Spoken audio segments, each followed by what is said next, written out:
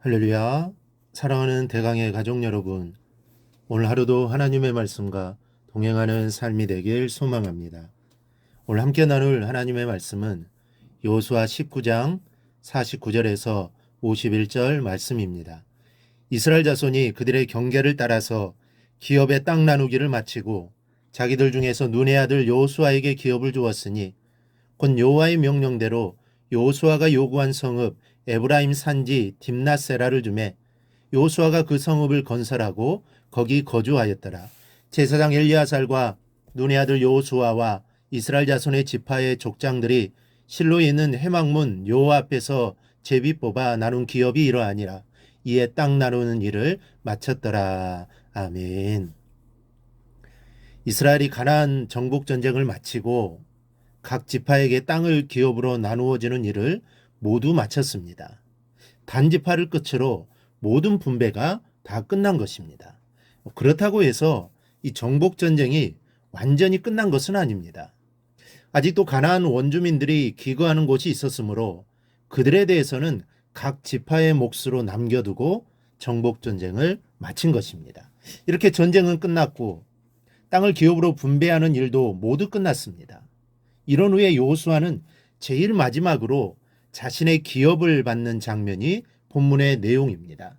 이런 여호수아의 모습 속에서 우리는 참 지도자의 훌륭한 면모를 다시 한번 발견하게 됩니다.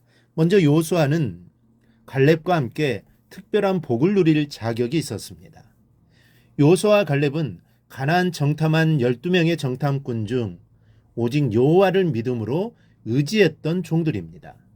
다른 사람들은 불신앙의 말, 백성을 두렵게 떨게 하는 패배의 말, 도저히 가나안을 정복할 수 없다는 부정적인 말을 하므로 그날 밤 온 백성이 울며 불며 탄식하게 만들었습니다. 하지만 여호수아와 갈렙만은 하나님의 약속을 철통같이 믿었습니다. 저들은 우리의 밥이라고 말하며 가나안 정복의 소망을 전했던 종들입니다. 여호수아 14장 6절 이하를 보면 각 지파에게 기업을 나누어 줄 때 갈렙이 여호수아에게 그때의 상황을 말하며 기업을 요구하는 장면이 나옵니다. 갈렙이 믿음의 말로 가나안 정탐을 보고할 때 하나님께서는 모세를 통해 그에게 복을 주셨습니다. 여호와의 종 모세가 말씀하시기를 내가 내 하나님 여호와께 충성하였은즉 내 발로 밟는 땅은 영원히 너와 내 자손의 기업이 되리라 하였나이다. 그러니 그날의 여호와께서 말씀하신 이 산지를 지금 내게 주소서 당신도 그날에 들으셨거니와 라고 합니다. 당시 하나님께서는 여호수아와 갈렙의 믿음을 보시고 모세를 통해 복을 주셨습니다. 갈렙은 그때 모세가 약속했던 복으로 이 산지를 달라고 요구한 것입니다. 갈렙이 요구했던 이 산지는 헤브론의 산악지대를 가리킵니다. 그렇다면 여호수아도 갈렙이 받은 이 복을 누릴 자격도 있고 권리도 있는 사람입니다.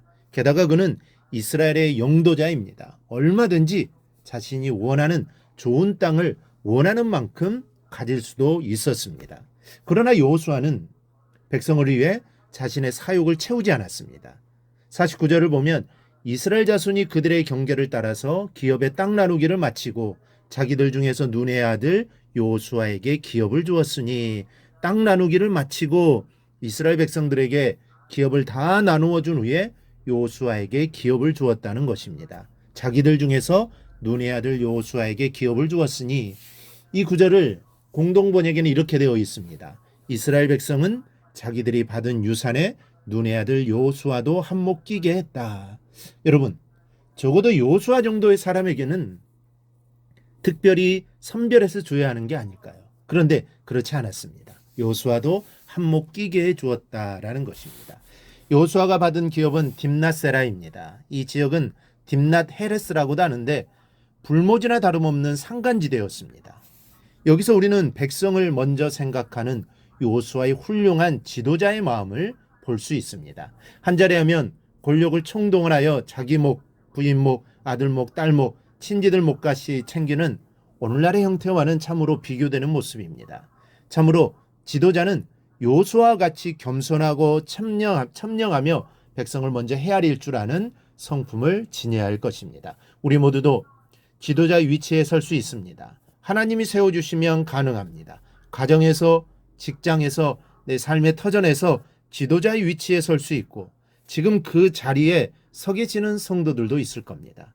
하나님이 나를 지도자의 자리에 세워주셨다면 우리는 하나님의 뜻에 맞게 겸손하고 청렴하여 가족과 직원들 그리고 나와 관련 있는 모든 사람들의 마음을 헤아려 줄 수 있는 자가 되어야 할 것입니다. 바로 그러한 삶이 하나님의 영광을 나타내는 것이고 우리의 삶에서 빛과 소금의 역할을 잘 감당해 나가는 모습일 겁니다. 내가 어떠한 위치에 있더라도 마찬가지입니다. 내가 지도자의 위치에 서 있지 않다 하더라도 내가 있는 그곳에서 겸손한 모습으로 살아간다면 내 사람을 통해 하나님의 영광이 드러날 것입니다. 오늘 여호수아처럼 우리 모두 겸손하고 다른 사람을 먼저 헤아릴 줄 아는 넓은 마음을 가질 수 있기를 주님의 이름으로 축원합니다. 오늘 묵상한 말씀을 굳게 잡고 삶으로 실천하며 살아내는 대강의 모든 성도들이 되기를 축복합니다.